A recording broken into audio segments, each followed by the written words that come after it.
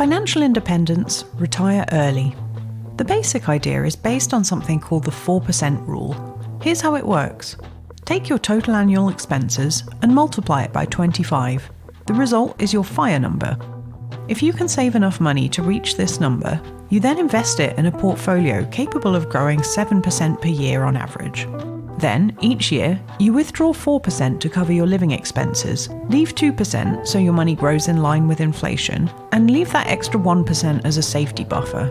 If everything goes to plan, your investment portfolio should support you over the course of your long retirement. Within the FIRE movement, there are various different approaches and strategies, each with its own name or acronym. Many of them aim to make this tricky goal a bit easier to reach. Here are 6 of the most common types of FIRE. Lean FIRE.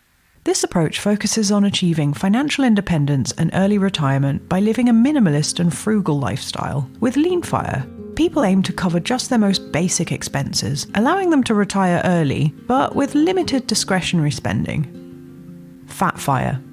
Fat FIRE is the opposite of Lean FIRE. This involves accumulating a larger financial cushion to support a more comfortable and lavish lifestyle during retirement. People aiming for Fat FIRE plan to have a substantial nest egg to fund their early retirement, which allows for higher spending and more luxury. Note that both of these approaches form a spectrum either side of traditional FIRE. They all use the same 4% rule maths. It's just about how frugal or extravagant you want your retirement spending to be. Coast FIRE. This involves reaching a point where you no longer need to contribute to your retirement savings, because your investments will grow to cover your retirement expenses by a certain age, even if you stop saving. This allows you to coast to retirement without the need for additional contributions. This is not necessarily about retiring early. Say you want to retire at 65 with £1 million.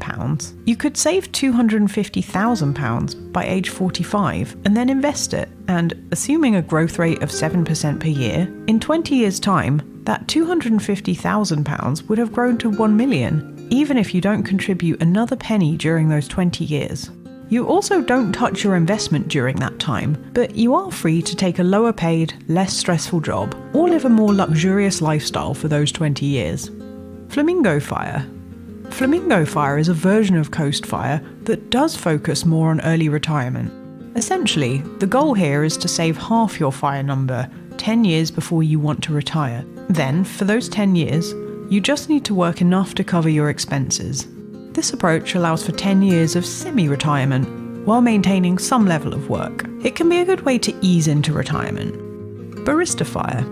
Barista FIRE is a strategy in which you save and invest enough to cover part of your living expenses in retirement. You continue to work part-time, often in a less demanding or more enjoyable job, earning some income while relying on your investments to make up the rest. This can give you a better work-life balance, but might never allow for full retirement. Here's an example. Let's say you manage to save £300,000, but your annual expenses are £30,000.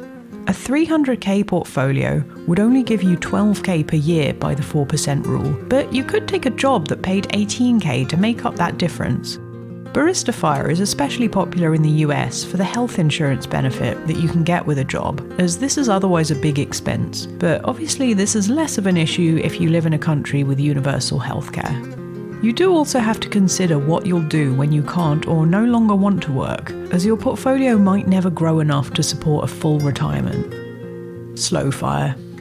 If traditional FIRE sounds a bit too extreme, slow FIRE involves taking a gradual approach to financial independence and early retirement.